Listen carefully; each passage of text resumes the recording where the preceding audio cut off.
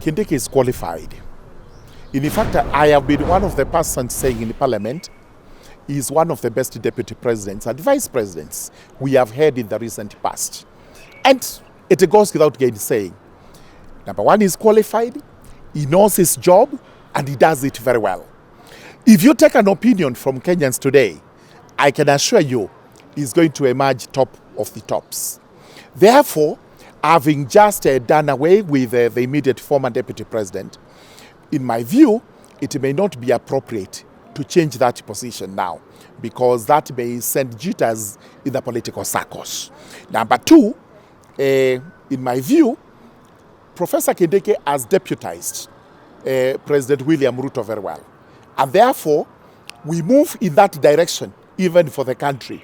The unity we are talking about is likely to be realized. So these are the reasons why I feel that he is actually the best. Number one, I gained that from the population of Kenya, which supports him. Number two, I actually gained that from the way he delivers his work. He is competent, he knows what he's doing, and what he does is actually the best for the country. Therefore, I feel he's going to be retained.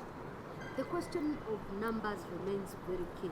True. And Lower East, that is Mount Kenya East, doesn't have the magnitude of numbers which Mount Kenya West has. Correct. So why should he remain when his numbers are not matching, and numbers are very important when we come into 2027? Sometimes what we see as numbers may be not what we are going to deliver.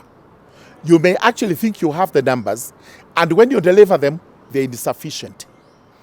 The numbers we have in East may be slightly lower than what they have in the West. But if those numbers are delivered, they are then buttressed with a good number from the West and other areas that neighbor our area. We have the view that we would actually succeed. That's number one. Well, it is just now we are thinking of it that way. We still have a whole year to deal with it. You never know. I've said one day in the politics is like a whole year when you've worked on it. So we are working on that. Number three is we should not look so much on regions. I mean, we should look at Kindiki as a national figure so that all the day in and day out, we do not pinpoint him to a region. Let's have him as a national figure who is acceptable to everyone, including those in Nyanza and those in other regions. Should he be brought as the DP, and probably they pick someone else from the region, the larger Mount Kenya region? Will the Mount Kenya East or even the region rally behind any other person? Unfortunately, that may be speculative because number one, I wouldn't know which region that other person would be picked from. That's number one. Number two, I don't know who that person is likely to be. So I'm not able to tell what would happen if they were to drop the deputy president today, Professor Kindiki, and they pick anybody else. I'm not so sure what would happen.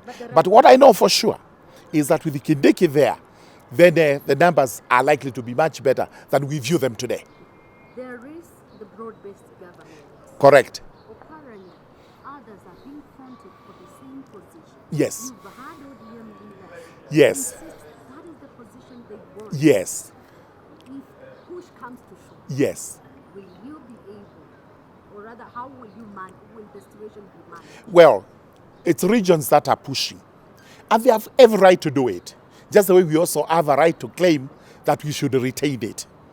When the push comes to shove, we will be looking at two things. I agree, we may look at the numbers. Number two, we may also look at your level at the national line. Where do we place you? Are you likely to appeal to the rest of the country like Professor Kindiki? And that is the mark that is selling him a lot. Appeal from the rest of the country as the deputy president. Western region as well is pushing for Ntangula or even Usai for the same position. Yeah. And you say suitability will be very key. Yes. Do you think Kindiki stands any chance these two will be? Absolutely. Why not? Because number one, there are two.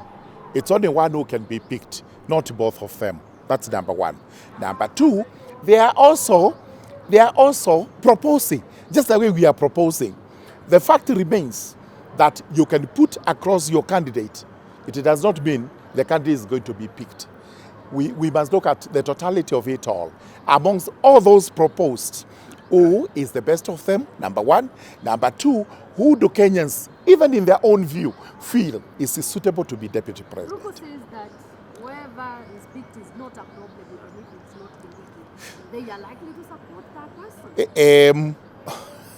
And if that's Ruko's opinion, which doesn't negate everything, because it's a political opinion. Sometimes they say, look, the country is bigger than everyone, the political parties are superior to us, and therefore, whatever the party does, we are bound. But we are saying, that's his opinion.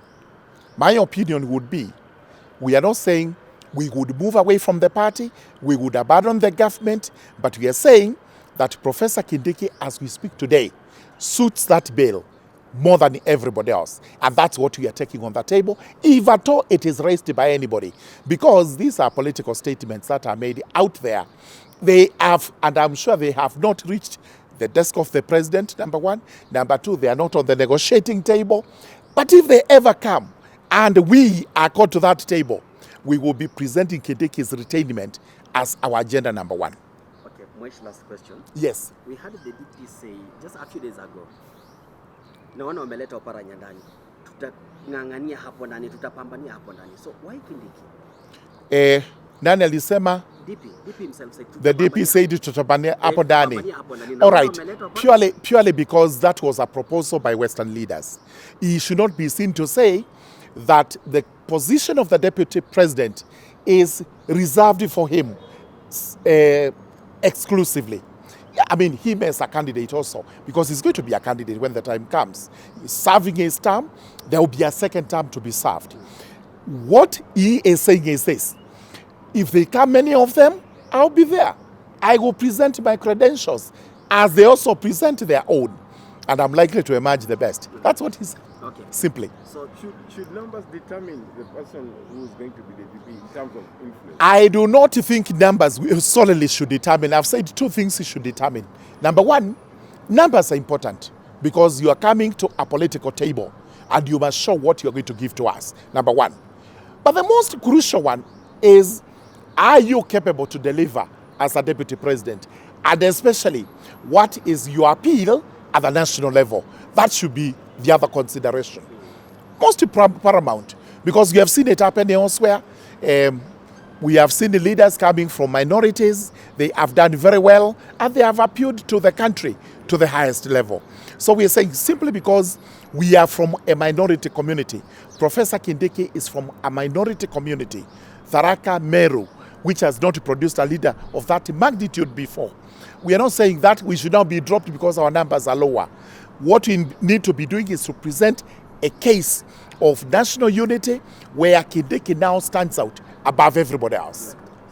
Mwesh, answer this question, is the last one. Yeah. We all know how the impeachment of the former deputy president Rigathi Gachagua began. It began by the newspapers writing. Also, the newsroom working and doing on different stories about him. And finally, you guys impeached the former deputy president Rigathi Gachagua. Now the same newsrooms, same headlines are writing about Agreed. DP Kindiki. I agree. But sometimes the writings don't work exactly like that. Because the same writings were there for President William Ruto when he was deputy president. Nothing was written good about him anyway for those 5 years, for whatever reason. I can assure you, like I'm looking at this paper that wrote yesterday, that the powers of the deputy president have been capped, which is not true. Sincerely speaking, they surely took up matters, mixed them together, and they said now he has lost some of the portfolio. The deputy president, in his role in the intergovernmental relations, it's purely to chair what is known as Intergovernmental Budget and Economic Council. That's the only thing he does. However, the rest of the roles are with the Prime Cabinet Secretary, including gazetting regulations, implementing the policies of that organization. All that is with a Cabinet Secretary. And the Deputy President is not a Cabinet Secretary. He can never do any of the works done by a Cabinet Secretary. So when they came over here, they actually mixed those issues because of regulations which were taken to the Senate and were returned with a request that Mudavadi has to be gazetted so that he's able to present the regulations. Then they said, sorry, that has been taken away from the deputy president. Neither the president nor the deputy president can actually formulate any regulations under whatsoever organization, ministry, or whatever, because the president and the deputy president are not cabinet secretaries. Yeah. So why is the president silent on DP? There's nothing for him to say. I don't think the president has anything to say. And I don't expect the president to answer to speculation. He would not answer this paper because even the paper itself answers itself. That what is in issue are regulations in the Intergovernmental Relations Organization. Under the Intergovernmental Relations Act, an act that is supposed to be implemented by Honorable Musalia Mudavadi, not Professor Kindiki, because Professor Kindiki cannot implement an act of parliament, because that is the work of a cabinet secretary or the authority charged with that mandate. So what I would say is this: the president is not silent on Professor Kindiki. Whenever it is necessary, he has pronounced himself by saying he's one of the best deputy presidents. In fact, he says the best deputy president I have ever had and the country has ever had when it becomes necessary. For now, we are in the mouth of speculation. A lot of politicking, rumors, and everything else that has not been substantiated. I don't think we are silent. In my own estimation, it's that we really do not have much to talk about. Because, number one, I personally do not believe the deputy president is being targeted by anybody. It's only that in politics is that fluidity that comes to this side and to the other side. People make demands and counter demands, and sometimes it looks like a particular politician is targeted. But for us in Mount Kenya East, we feel and we still hold the position that the position of the deputy president, and especially Professor Kithure Kindiki, is safe, is not being targeted, and that he continues discharging his duties from day to day. And therefore, we do not feel it's necessary to talk now. Although if that ever becomes, we will be the first ones to talk. Yes. There is another issue that is coming up. Any possibility of Kindiki being retained as the running mate for President Ruto? I do not think the question is possibility. Yes. Professor Kindiki is going to be retained. We are certain of that. I mean, having weighed all the circumstances around the presidency and knowing the president himself and the commitments he has made and the kind of work Kindiki has done, I do not think that the issue of possibility arises. It is that he's going to be the running mate of His Excellency Dr. William Samoei Ruto come 2027. Yes. Yes. Another one. Yes. If dropped or picked, how Yes. much will that tilt Mount Kenya towards it? Number one, the issue of being dropped does not arise. We do not believe he's going to be dropped. If that happens, we will cross those bridges when we come to them. Let me talk about when he's retained. Mount Kenya East is actually behind him. Even if it's not solid 100%, we believe he has 80% behind him. So he will be coming with that. But in the meantime, and as we continue, because we have to work harder, and our plea to him is going to be, all of us as leaders, him included, we work very hard so that we are able to deliver Mount Kenya East 100%. We must also work on Mount Kenya West because it is not lost. That was only one by-election, and a day in politics is long as you can imagine. So we believe there is sufficient time for us to work on Mount Kenya West and convince them that we are together, not the politics of the mountain being divided. We are not there yet. And we wish and pray we will not reach the day we start dividing the mountain. We have to remain united, speak in one voice, under one leadership. And that leader today, as we speak, the highest position we have from that region, Mount Kenya, is the deputy president. So we have to unite behind him so that we are able to speak in one voice, deliver the votes to the president in the manner that is going to be cognizable, and we move forward with our politics. Yes. Let's look at the tyranny of numbers. Yes. And we have the deputy president in the picture. Yes. We have Mount Kenya East, Mount Kenya West. Yes. Will the DP poll numbers for President Ruto? You may not be able to pull 100% of the numbers, but we are looking at a cool 3 to 4 million from that region, from the Deputy President himself. When you take the Mount Kenya East and you also take the Mount Kenya West, because it is not lost. All right? There may be our competitors who possibly will also have equal numbers. But what matters in politics is your numbers are more than those of your opponent, and you win. And this is where we are driving at and towards, and this is what we are telling the Deputy President, that we must pull those numbers. And we think we will. A cool 3-4 million votes without a lot of problems. The last one, we've seen CS Ruku has been very vocal when it comes to having the East stand strong and stand behind Kindiki. What is your take? And we've seen that you're not supporting, we've not seen a full support from leaders from that region. Ruku is a politician like me. He holds a position, he holds an opinion, and he's entitled to it 100%. I may agree with him or not agree with him 100%.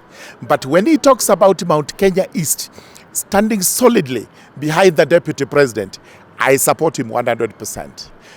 I may not agree at the present moment that we should actually tell Mount Kenya West, you may now go your way. I am one person who believes and still convinced that we are going to work together with Mount Kenya West, and that we don't have to divide the mountain now, especially with the Deputy President also telling us, please do not talk about division of Mount Kenya, because he wants to solidify the area, the Mount Kenya region, into one solid block. Pray that he's going to do it either 100%, 80% or 70%. So Ruku may have his own opinion. He may feel it is the high time to propagate that idea. I may feel a bit reluctant that this is not the time to do it, because those are our brothers and sisters. We have always been one people as the Gema.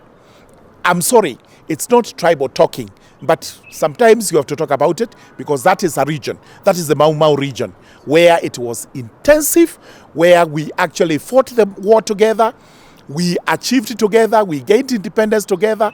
We have been with them ever since. So we are just asking a little more, that they also be with us this time round. It's not a question of saying they've been betrayed and they now start saying because of that we are going to abandon the Deputy President, who is their son, like everybody else who comes from that region. Yep.